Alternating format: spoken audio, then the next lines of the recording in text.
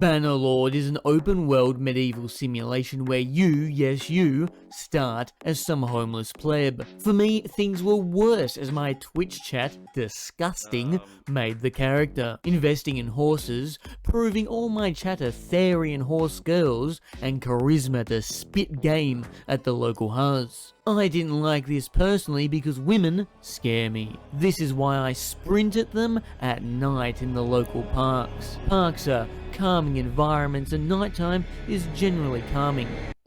Anyway, the story starts with our hero named Griff. Hang on, let's jazz that up a little. Our story starts with my brother yapping at me that our younger siblings have been kidnapped by bandits. Oh no, I thought, kidnapping children you have no connection to is known to be the best plot point in gaming. So with this sprawling open world of endless possibilities, I was totally invested. To keep it real with you, chat, I wanted to skip saving my siblings and go gambling, but 3 groups of bandits descended upon me. 666, the number of your mum. Scary stuff, I thought. Perhaps this was a sign the bandit problem needed my attention. They fear the woods. Come about, men! 1 damage, great! After masterful warfare, I found the bandit leader who had taken my siblings, and here I could face him in a 1v1 duel. He'll own you in the 1v1? No way Willip says that, dude. Who are you talking about, bro? After the smackdown, his tone changed up real quick to helping find my younger brother and sister, which I delegated to my brother, my other brother? So I could get on to the real game. Mountain Blade 2, Huzzlord. Now with our clan Jorkwanka free to roam the world, we ventured north needing to join a faction. At the start, my chat had chosen Britannia, forest lovers with big axes. Wait, forest lovers? Horse lovers?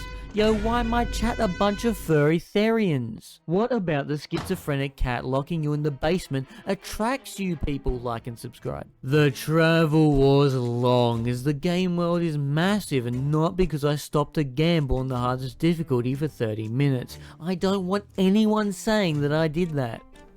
There's no way, dude! There's no way! Bro, look at this dude, he's shocked, bro. With big winnings in my man purse, we had made it to Britannia. Beautiful rolling hills encased in mountain ranges, and at the center, a jewel of a lake.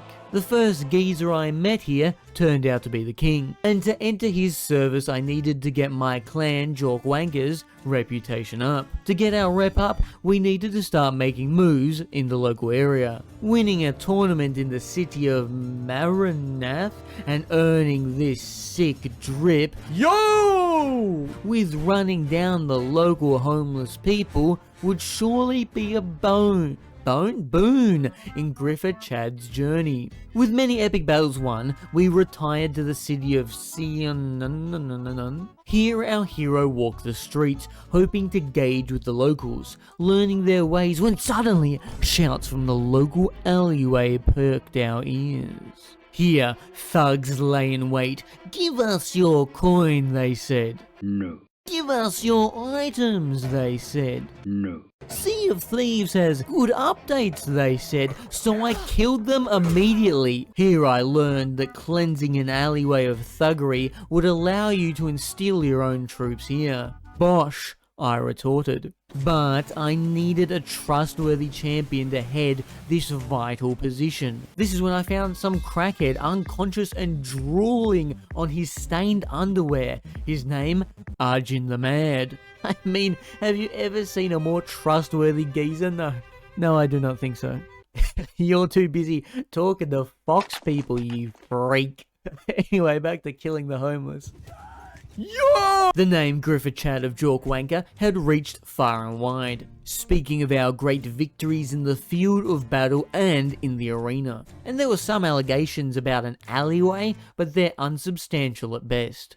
This had led me to a high-ranking member of Britannia. Sheen? You can't vote for her! Why not? 1, she's a female.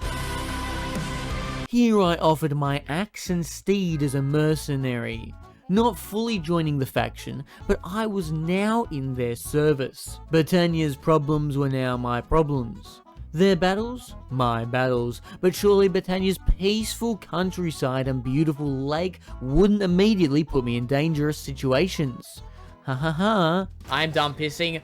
Robin, you should have been here, dude. We needed help, dude. The battering ram is coming, Robin. Why weren't you here helping us, dude? Chat, send help, chat, send help. Only 5 minutes into my service to the country, I had been taken prisoner, stripped naked, had my soldiers killed, and ran down by 200 horsemen for sport. Now I had chosen Iron Man mode when starting the game, just to add a little bit of spice to playing. So being captured by this dominatrix and needing to lather myself up in grapeseed oil and slide down the mountain range to escape, you know things were pretty serious. Upon return, I found the same castle we had just lost under siege. This time by our own faction. The to and fro of this game, I was chasing down peasants and homeless people, then I got an ounce of power, then I had to defend the castle, then I was dragged around like a naked gimp for a week, I run around a mountain, and now I am at the spearhead of hundreds. Holy, this game is a roller coaster. Now we were in the real game. No more orchestrating homeless fights in the alleyway. Oh, no, that unsubstantial. This was war. Britannia's war. Her problems, my problems. Her battles, my battles. And her war, my war. But entering the newly claimed castle, I found Britannia's Huzz. Could be my Huzz, as I laid my eyes on Corrine. Yes, chat, you can bark at your monitor, I will not judge you. Bloody Therians, am I right, chat? Now, chat, I know you're hanging out to see the Yolocat Rizz game, so follow along step by step. First, introduce yourself, then follow that up immediately by giving her a horse. Then, decimate her in a strategy-based board game so she knows you're raised playing Command and Conquer. Peace through power, am I right, chat? This is the Pentagon. A full frontal attack with your strongest forces should render their military center of operation. What do I do now? Propose? I've never gotten this far with a woman, chat. We have a new goal, chat. Marry Corrine. Yes, this is now a dating simulator video. Strap in. This is the king. Caladog is the king. Is this like his daughter or something? Family. Father. Oh my god, dude. There's no way. Her dad is the ruler. What? To gain her hand in marriage, I needed to impress the king, so I totally let him beat me in a duel. Impressing the king became our new main objective, but I was pulled away from this but for a moment, as my brother and the kidnapping bandit from the start found me, informing me my younger siblings were now safe. The bandit leader had made good on his word and wanted to turn over a new leaf, so I cut his head off on the spot. I ain't got time for this, fellas. To gain the king's approval for his daughter, he desired bands, loonies, toonies, dare I say doubloonies. 10,000 buckaroos was merely a fraction of what he desired for his little princess. I is gonna to need a many amounts of dollars, amounts I not winning in winning tournaments. So I looked at the geopolitical landscape of the world to find our neighbours Valandia, who we had fought previously, engaged in a war to the south. Reluctantly, I joined their disgusting ranks, but I would do whatever it took for the Huzz. Archer Hill will not fall. They cannot take Archer Hill from us, chat. The god of war, god of pain.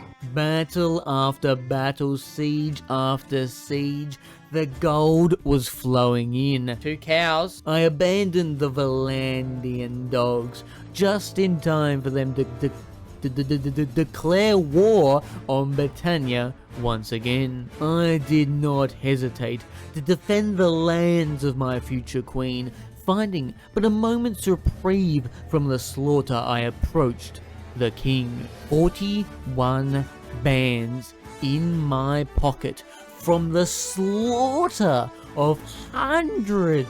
And he said, yeah, 7k will do, mate. Where are my W's? Gas this up right now. Holy smoke, we get a cutscene and everything. YOLO finally talks to a woman colorized. Corrine and Griff'a Chad had married, and as a gift, the king bequeathed me bequeathed me something special for joining our families. A blade known only as Reaper. This was needed, as Valandia had begun its siege on our lands. The war was brutal. Sieges of castles and cities, skirmishes on mountaintop and open plain. But amidst the horror, there was also love. A courier with a wedding proposal. Do we marry into the Empire? She's 44 years old. He's 27. Guys, is that a reasonable age gap? Can I look this person up? Family, she's got a daughter. Yo, she's a single mum. She's a single mum? What kind of marriage proposal is this? Big upgrade. Is it? From nothing. This guy's not married. Decline. Never have I seen such disrespect in my life. You messed up? Chat, what do you mean? Chat, why did you guys tell me not to do this, chat? This was a W relationship. You guys said no YOLO. Chat, I may have messed up, and now I need to defend the kingdom and travel west to speak to the Empress and fix her relationship with my brother. We have work to do.